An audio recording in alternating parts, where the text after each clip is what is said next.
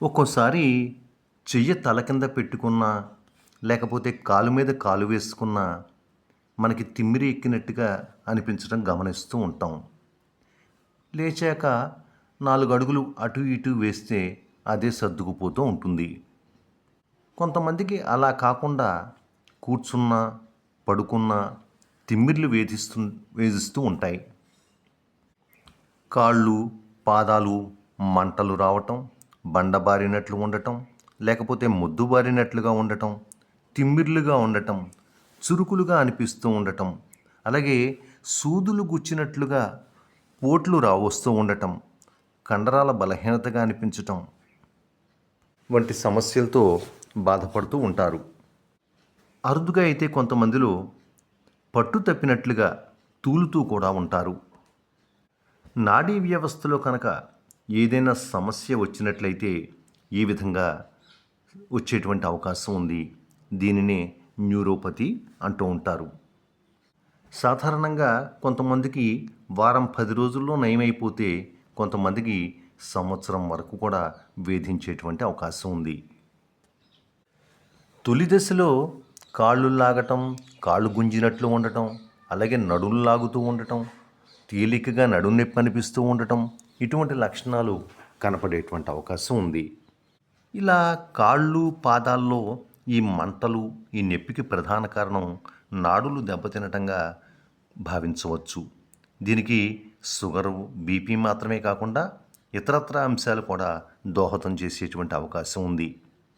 కొంతమందిలో థైరాయిడ్ సమస్యలు ఉన్నటువంటి వాళ్ళలో కూడా ఈ సమస్య ఎదురవ్వచ్చు. అలాగే దీర్ఘకాలంగా మూత్రపిండాల వ్యాధితో బాధపడుతున్నటువంటి వాళ్ళలో కానీ, కాలేయ సమస్యలతో బాధపడుతున్నటువంటి వాళ్ళలో కానీ ఈ సమస్య ఎదురవ్వచ్చు అని చెప్పి తెలుస్తోంది. అలాగే మన రోగనిరోధక వ్యవస్థ మనకు వ్యతిరేకంగా పనిచేసేటువంటి ఆటో ఇమ్యూన్ డిజార్డర్స్లో కూడా ఈ సమస్య ఎదురవ్వచ్చు అని చెప్పి తెలుస్తోంది. అలాగే కొన్ని రకాల ఇన్ఫెక్షన్స్ వల్ల, అలాగే విటమిన్ల లోపం వల్ల కూడా ఈ సమస్య ఎదురవ్వచ్చు అని చెప్పి తెలుస్తోంది. అలాగే హెచ్ఐవి ఎయిడ్స్తో బాధపడుతున్నటువంటి వాళ్ళలో కూడా ఈ సమస్య రావచ్చు.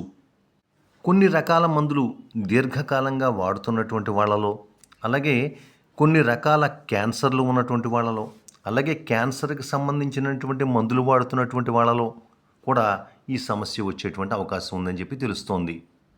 కాకపోతే కొంచెం వయస్సు పైబడిన వాళ్ళలో ఈ సమస్య ఎదురవటానికి కారణం పోషకాహార లోపంగా భావించవచ్చు.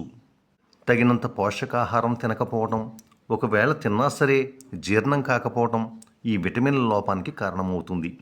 ముఖ్యంగా బి విటమిన్ల లోపం నాడీ సమస్యలకు దారితీసేటువంటి అవకాశం ఉంది. అలాగే చాలా కాలంగా మద్యపానం చేస్తున్నటువంటి వాళ్ళలో, ధూమపానం చేస్తున్నటువంటి వాళ్ళలో కూడా ఈ కాళ్ళ పాదాల్లో మంటలు, నొప్పులు, చురుకులు, తిమ్మిర్లు వచ్చేటువంటి అవకాశం ఉంది.